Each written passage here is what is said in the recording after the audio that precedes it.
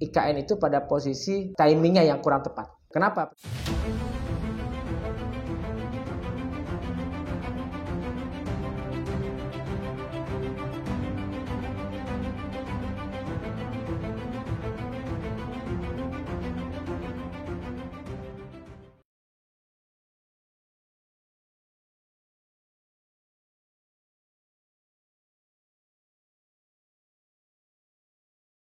Riko Noviantoro. Iya. Halo Mas, Makasih, apa kabar? Mas Riko ini pengamat kebijakan publik dari IDP LP. Iya, betul. Gimana Mas kabar? Baik, alhamdulillah. Baik. Sibuk apa sekarang Mas? Sama seperti biasanya kami selalu melakukan pendampingan ke pemerintah dan ke industri sebagian ya untuk menghadirkan kebijakan berkualitas berbasis data. Oke. Mas, IDP LP itu lembaga yang berbasis apa sih kalau bisa diceritakan ke pemirsa? Iya, sedikit aja nih ceritanya ya. Jadi IDPLP itu adalah sebuah rumah, kalau kami nyebutnya laboratorium, karena dirancang memang sebagai pusat riset khusus pada bagaimana bisa mengambil peran serta kepada pemerintah, industri dan masyarakat untuk menghadirkan kebijakan berkualitas data. Maka kemudian cara kerja kami tentu karena laboratorium basisnya on riset, dan riset itu kami lakukan secara baik dengan mandiri maupun kemitraan dengan lembaga riset lain.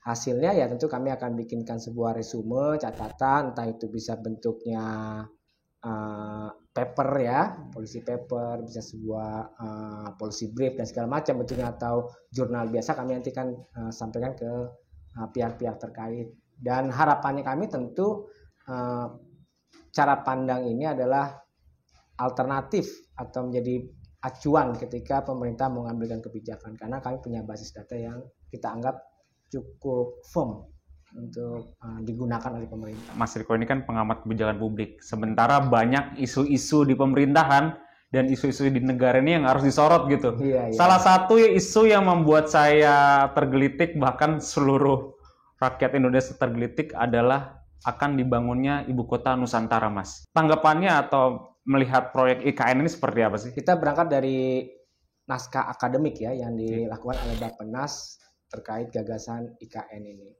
Kalau kita baca dari gagasan politiknya udah jauh lama ya, karena memindahkan ibu kota juga bukan kali pertama ini suara itu didengungkan.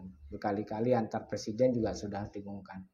Hanya kemudian gagasan politik itu disampaikan dalam naskah akademik, sebuah kajian yang teknokratis.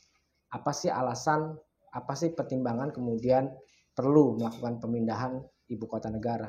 Kalau kita baca itu setidaknya ada 4 pemikiran di dalam naskah akademik tentang IKN yang dibikin oleh Bappenas. Pertama, itu menyebutkan emang pertumbuhan penduduk yang sulit terkendali, entah karena faktor perpindahan penduduknya ya, atau memang Jakarta sebagai magnet. Yang kedua, itu karena memang fungsi kota Jakarta yang secara lingkungan mulai menurun, yang kita sebut-sebut dengan menurunnya permukaan, meningginya air tanah ya, air laut, dan merendahnya permukaan tanah, hingga kemudian punya ancaman-ancaman dan seterusnya. Belum lagi dengan isu-isu megatrust ya, yang kemudian menjadi pertimbangan. Itu yang kedua.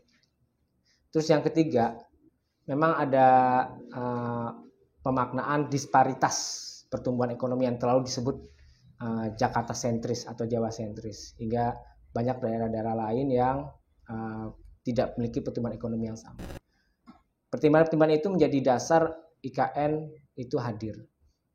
Nah, pertanyaan kami, kalau kami dari para analis kebijakan juga tinggal menanyakan urgensitasnya. Artinya, oke, itu benar, ada data itu, tapi kapan? Berarti bicara timing kan? Kapan sebaiknya, kapan tepatnya kita memindahkan itu? Ini logika-logika sederhana kayak kita, sebetulnya kalau kita habis sarapan pagi, mungkin dari jam 8 ya sarapan, di tengah menuju jam 12 itu kita ada perasaan lapar. Betul nggak? Nah, kita tinggal kapan mau timing makan. Bisa aja habis sarapan makan lagi bisa dong. Cuman kira-kira pas nggak itu? Kita habis sarapan kemudian ngemil lagi. Nah, ini bicara timing saja. Kalau pandangan saya memang IKN itu pada posisi timingnya yang kurang tepat. Timingnya kurang tepat. Kalau secara kajian teknokratisnya bisalah kita pertimbangkan, walaupun masih banyak yang diperdebatkan oleh sejumlah pakar. Maksudnya timingnya kurang tepat, tidak tepat di lakukan sekarang. Betul, kurang lebih begitu ya. Kenapa pertimbangan itu kurang tepat? Pertama, memang situasi ekonomi kita itu sedang tidak mudah, apalagi dengan era pertumbuhan ekonomi yang sifatnya global ya. Peristiwa yang ada di belahan bumi lain itu berdampak ke kita. Kita nggak bisa lagi melepaskan bahwa Ukraina dengan Rusia perang kita tutup mata, nggak bisa. Atau misalnya peristiwa di Timur Tengah sedang berkecamuk, kita nggak bisa tutup mata. Artinya bumi ini sudah satu keutuhan yang dimana satu konflik itu akan berdampak secara ekonomi ke negara lain. Nah, dampak ekonominya ini yang kita nggak bisa prediksi. Sekarang pun situasinya juga tidak mudah ya, apalagi setelah pasca COVID. Artinya kita sebetulnya bisa melakukan itu dengan timing yang tepat. Tadi saya anggapkan apakah kalau setelah sarapan menuju makan siang, terus kita 1 jam lagi langsung makan. Nah, karena masih ada waktu. Jadi kita perlu timing saja. Tinggal menentukan kapan tepatnya kebijakan itu diluncurkan. Yang penting dasar kajiannya sudah cukup, saya pikir. Oke. Mas, ini kan banyak juga pemberitaan di media massa ya yang menyebut bahwa mega proyek IKN ini minim peminat, dalam arti investor ini minim di sana. Bahkan hal ini juga sudah diakui oleh pemerintah. Betul. Mas Riko melihatnya apakah ini menjadi semacam bukti bahwa IKN ini tidak menarik di mata para investor dalam hal ini? Lagi-lagi saya berangkat dari posisi momentum yang kurang pas. Yeah. Ini ibarat kalau kita mau cari contoh-contoh kayak mobil mau launching. Para produsen mobil itu melakukan riset. Kira-kira mobil itu kapan launchingnya, desainnya kapan. Kita juga sering temukan kok data-data kendaraan yang secara marketable tidak memenuhi kebutuhan masyarakat. Banyak kan? Saya nggak perlu sebutkan contoh-contoh produk kendaraan yang tidak mendapatkan respon positif. Artinya sebetulnya pemerintah bisa menentukan waktu yang pas bahwa ini tidak diminati. Ini bahasa marketingnya emang kebetulan belum pas aja marketable-nya. Kalau momentumnya pas, kena. Apa penyebabnya? Situasi ekonomi yang belum stabil. Saya pikir sebagai investor dimanapun sangat realistis. Tanam modal kira-kira berapa?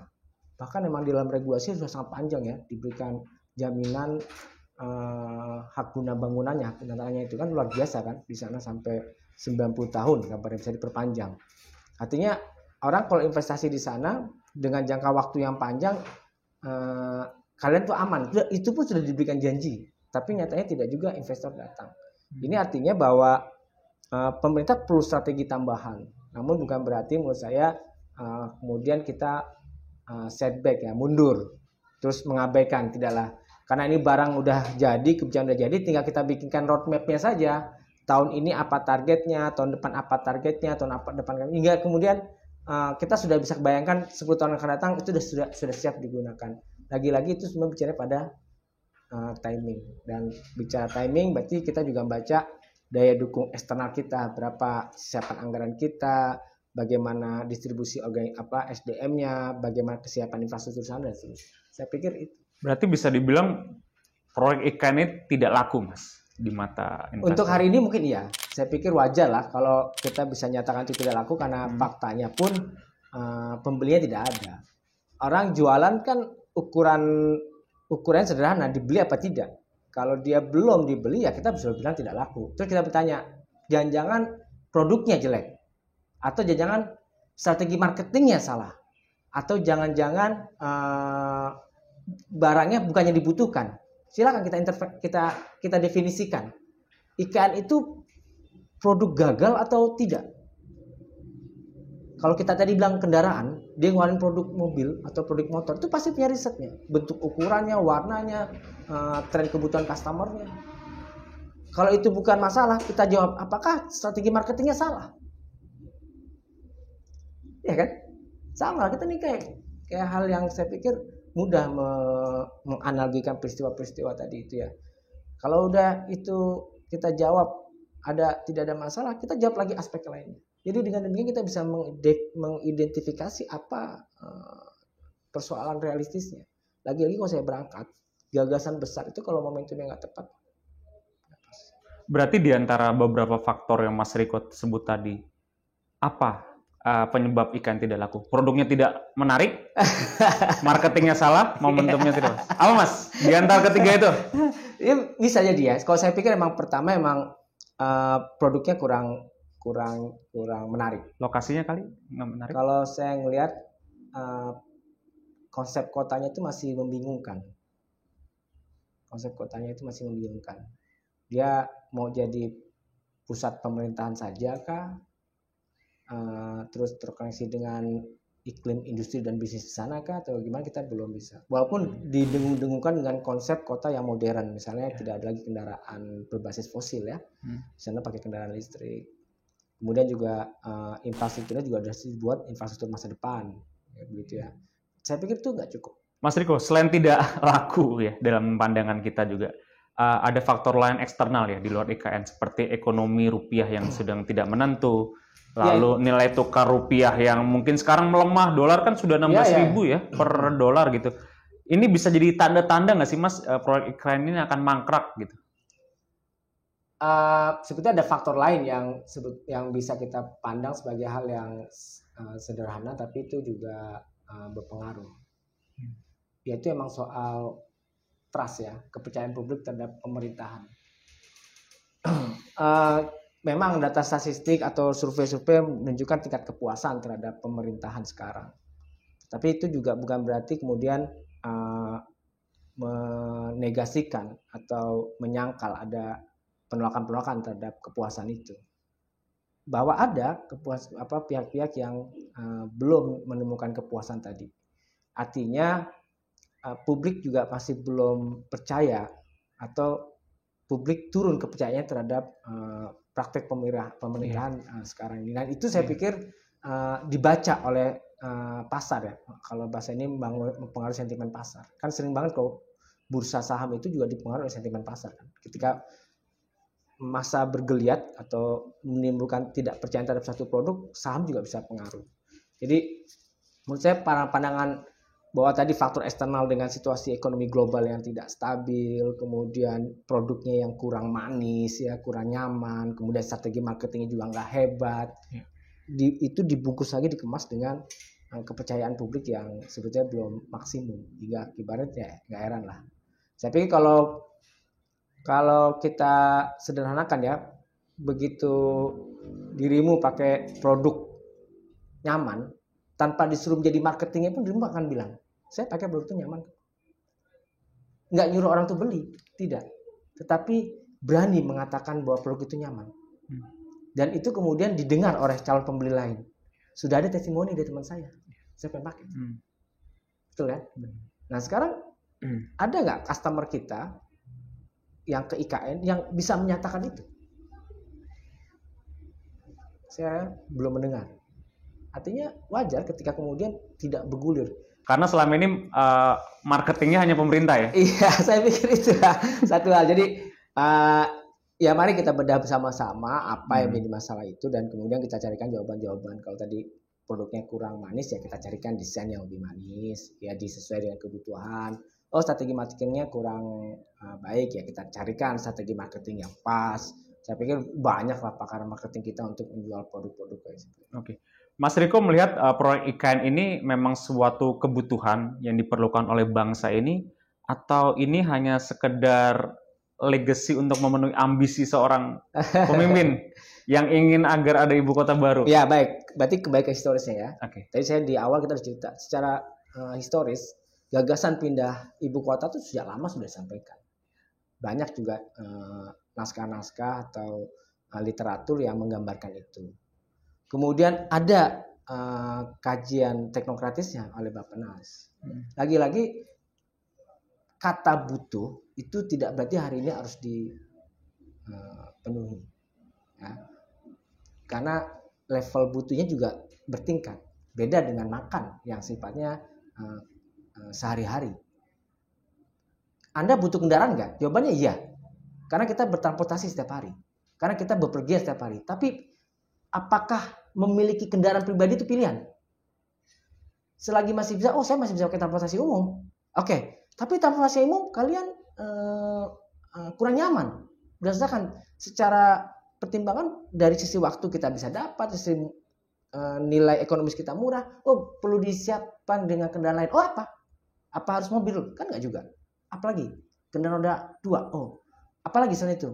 Kata kebutuhan itu kemudian ditafsirkan sedemikian rupa hingga kita bisa menjawab.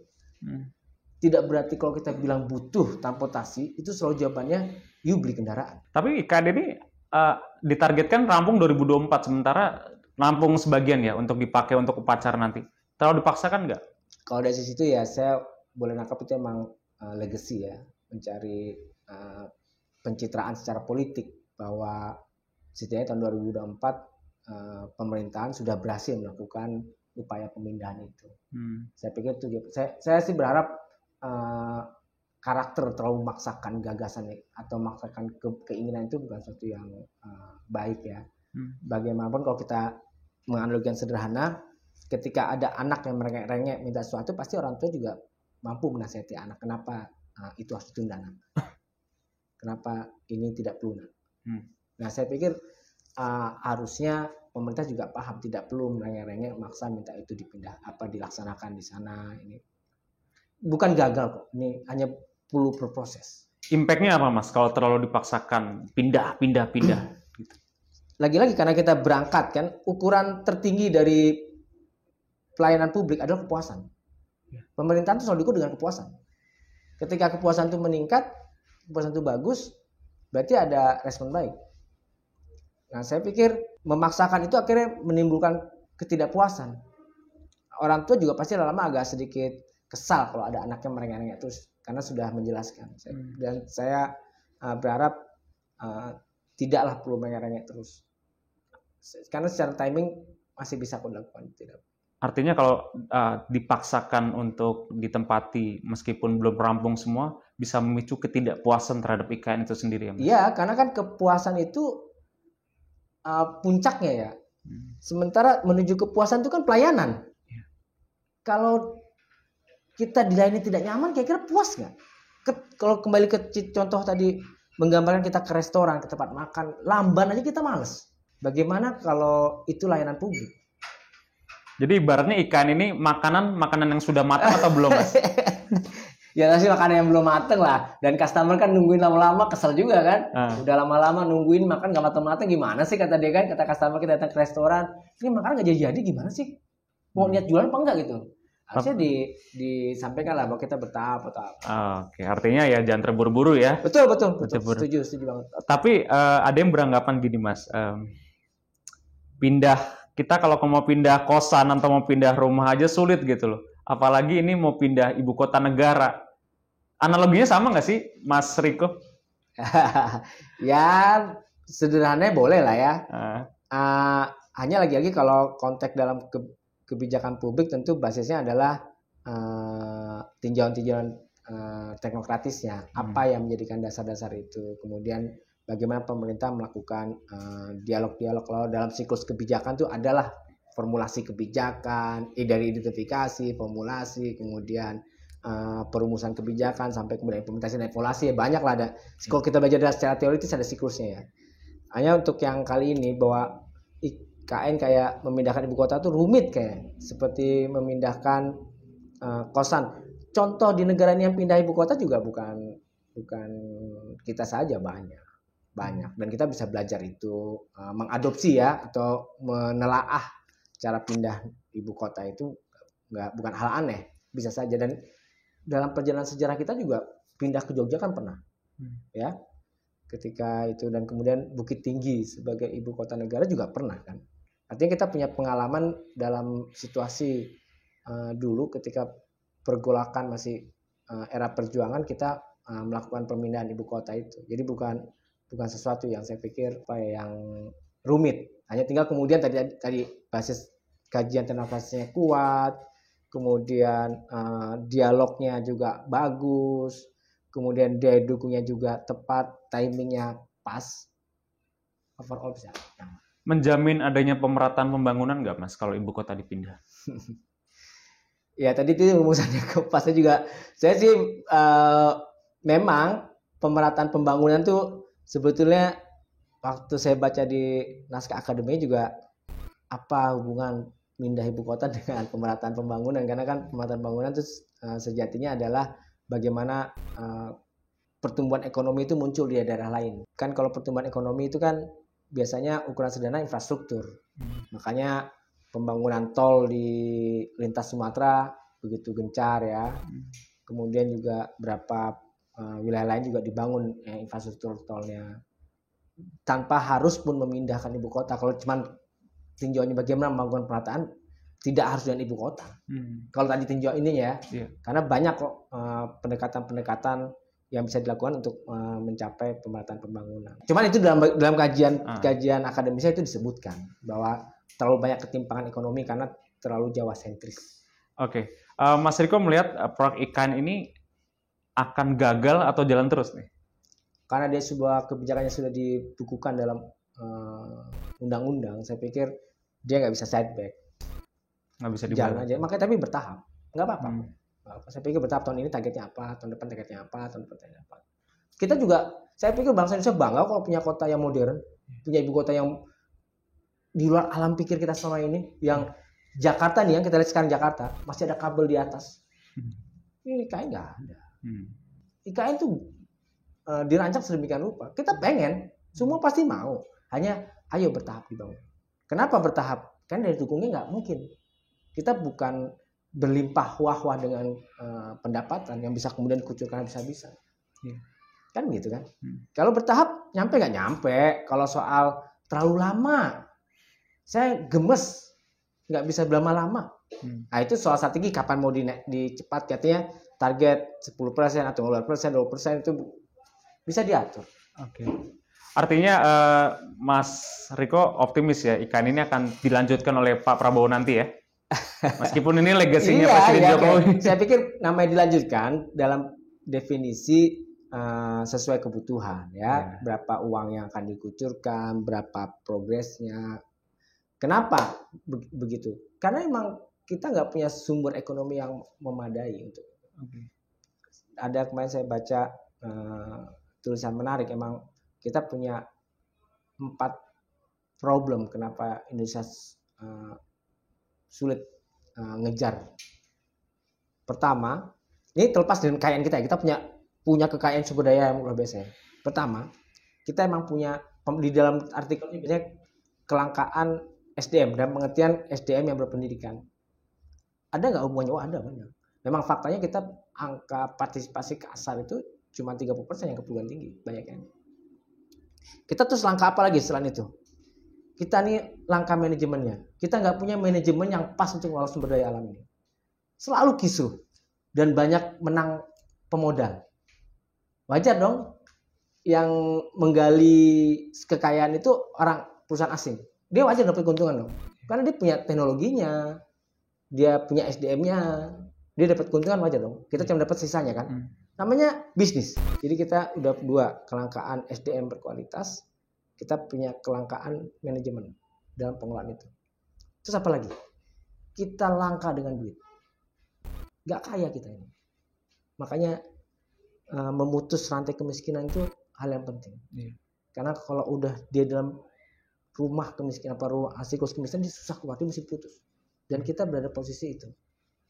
Langka dengan uang. Gak mungkin nyetak uang banyak-banyak. Udah kita ini SDM-nya lemah, kita manajemen bisnisnya tidak bagus, kita punya modal juga sedikit, dan yang terakhir nih, kita nggak menguasai teknologi, kelangkaan dengan teknologi. Hampir semua teknologi kita ambil dari luar. Nah, dengan fakta-fakta itu kita mana mau dimulai? Ya kita kayak emang dalam posisi yang tidak mudah, tapi bukan berarti kita pesimis. Sebagai anak bangsa, saya pikir kita punya berapa ya? 270 juta ya, 250 juta rakyat Indonesia ini yang kalau dipecut, diajak duduk bareng memikirkan negeri ini pasti bisa. Saya nggak pesimis sebagai anak bangsa ini. Kita bisa keluar dari 4 kelangkaan tadi yang diciptakan. Apakah nanti proyek IKN akan sesuai ekspektasi, Mas? Harus, karena sudah dirancang. Dia harus seperti alam pemikiran kita bersama. Tetapi bagaimana caranya dan apa saja fasenya itu yang mesti didiskusikan. Oke. Mas Riko, ada gambaran nggak nanti Jakarta bakal seperti apa nih kalau tidak jadi ibu kota lagi? Jangan khawatir, Jakarta tetap akan tumbuh. Jakarta itu udah punya super kelebihan. punya daya tarik yang luar biasa. Saya pikir Jakarta tidak akan anjlok ketika IKN beroperasi normal. Jakarta akan tumbuh, bahkan saya pikir pesat lah. Kampanye-kampennya gubernur yang pilkada nanti ini kan udah ditunggu lama ya. Ya. Salah satunya menggagaskan kota modern, kota yang mendunia, apa-apa banyak-banyak kan sudah. Itu artinya mereka saja masih punya mimpi bahwa tanpa IKN ibu kota pindah pun dengan ada IKN tidak lagi di ibu kota tetap. Saya juga percaya. Artinya warga Jakarta tidak harus tergantung dengan adanya pemerintahan di sini ya. Betul. Dengan adanya pemerintahan sendiri, mereka diprediksi akan lebih maju malah. Bahkan ya itu mimpinya mereka ya. Bahkan seperti New York gitu ya, depannya ya. Iya. Seperti Melbourne, Sydney di Australia. Mas, satu kata buat IKN apa Mas? Lakukan secara bertahap dan efektif. Jangan terburu-buru ya. Betul. Dan jangan dipaksakan. Oke. Baik. Mas Riko, makasih ya. Baik. Kapan-kapan nanti kita ngobrol lagi Mas dengan isu-isu nasional yang pasti bakal bergulir nanti. Semoga sukses terus. Sukses Mas juga Riko. Buat penonton JCC Network. Saya pikir nih ruangan yang sangat egaliter ya, memberikan kesempatan pada semua untuk hadir, kemudian menyampaikan. Saya juga pasti berharap suatu hari nanti di sini ada tercetuslah gagasan besar ya, yang ternyata itu menjadi menjawab semua. Kita nggak tahu episode mana yang nanti akan memberikan sumbangan. Selamat. Apalagi kan tagline kami parkir lagi di istana itu kan dekat istana, pasti suara-suara narasumber yang di sini didengar nih dengan istana, karena jarangnya nggak nyampe 1 kilo. Ya saya pikir emang begitulah istana harus mendengar. Harus mendengar. Dan oke Mas Riko, makasih ya sekali lagi ya. Baik. Oke pemirsa, itu dia obrolan saya dengan pengamat kebijakan publik Riko Noviantoro. Sampai jumpa di episode selanjutnya. Jangan lupa untuk di komen. Mungkin ada yang mau komen buat Mas Riko, silakan. Dan jangan lupa di like, subscribe plus channel JCC Network supaya kami bisa memberikan informasi yang bermanfaat buat pemirsa semuanya. Sampai jumpa di video selanjutnya. Thank you Mas.